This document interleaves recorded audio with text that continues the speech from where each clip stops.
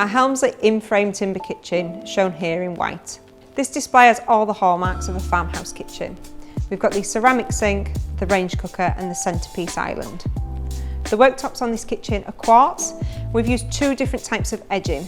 On the L shape of the kitchen, we've used a standard bevel edge, and on the island, we have used OG edging. An island is just a series of units, meaning that you can make it unique to you. For this island, we've used a 1200 double drawline base unit. We've cladded that with tongue and groove end panels. Off the back, to create an open display section, we've used square posts and we've trimmed that off with plinth, blighting pelmet and a solid oak worktop. The L shape of the kitchen features two break fronts which balance each other nicely around the sink and the range cooker.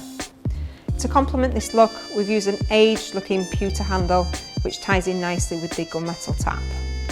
Another open storage solution over the corner has been created simply using end panels.